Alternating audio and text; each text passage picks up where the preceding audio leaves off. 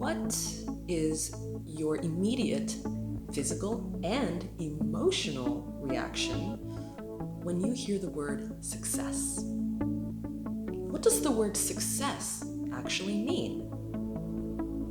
What effect does it have on how you make decisions about your life?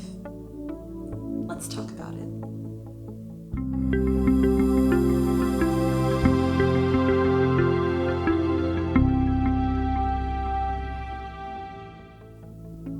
Hi, I'm Leslie, and I am a life coach based here in Brisbane, Australia. I also did most of my post-grad work in the field of applied linguistics. So I use these verbatim videos to examine how certain words and phrases fit into the context of personal development. So today I'm focusing on the word success. This word gets thrown around a lot, and sometimes it's even used in a way that is kind of manipulative. But if you really take the time to visualize what you believe success is, that can really help you adopt a success mindset that will help you move forward with enthusiasm rather than making decisions based on anxiety and engaging in potentially unethical behavior. The noun success and its verb to succeed come from the Latin succedere, meaning to come close after. And the word succeed is still used in this way in some contexts, but in modern usage, the word success has a slightly different definition. The Oxford Dictionary defines success in three main ways. One as the accomplishment of an aim or a purpose, also the attainment of fame, wealth, or social status, and also a person or thing that achieves desired aims or attains fame, wealth, etc.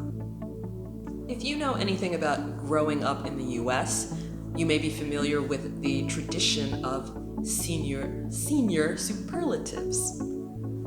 This is where all the 12th grade students in a high school vote for other students in categories like most athletic or most artistic, and the big one, most likely to succeed. If you think back to that kid from your high school who everyone knew was going to make a huge success out of their lives, what can you remember about them? And does that image of potential success line up with the images that you have adopted now relating to success? I grew up in Eastern Pennsylvania, and I graduated from Emmaus High School in 1999. So that year, the person voted most likely to succeed in my senior class sort of won that vote because he had a reputation for being very intelligent, very hardworking, and very responsible.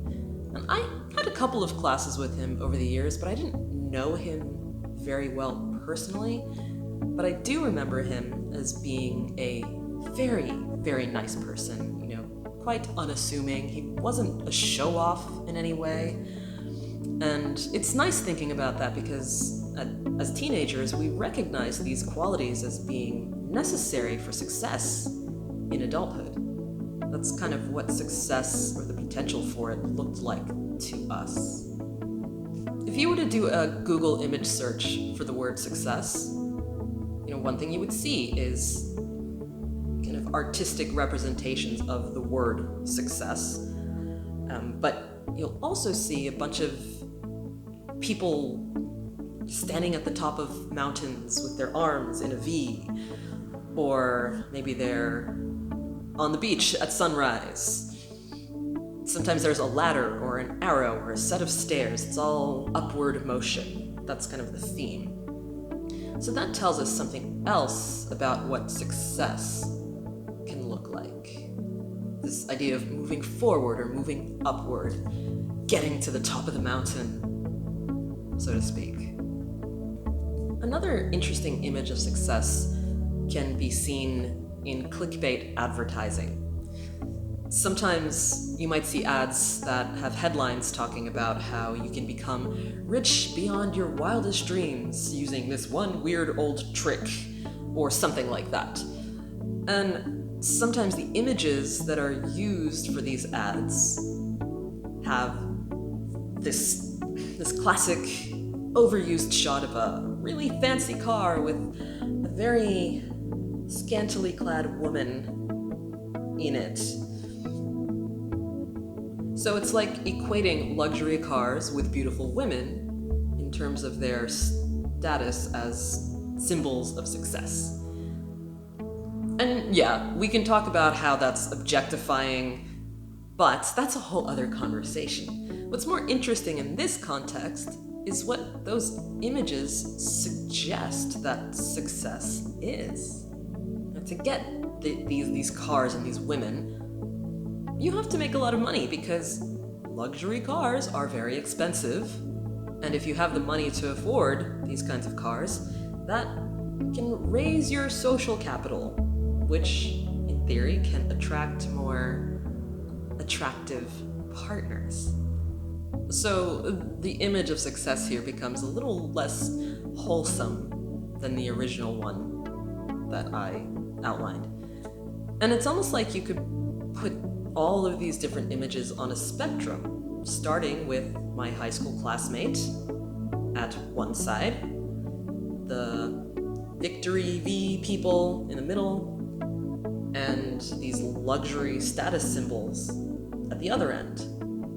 You know, that kind of deeper, more wholesome image of success through to a more superficial image.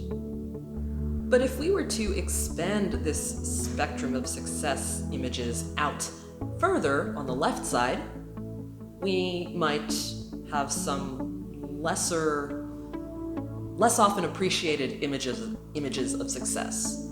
A single parent who has raised amazing kids, or maybe a refugee who's finally become a citizen of their host nation. On the other end, expanding out to the right, you might get like these Wolf of Wall Street types, the kind of Gordon Gekko greed is good types as well. So if you think about your image of success, which of these images resonates with you? Where would you put your idea of success on this spectrum?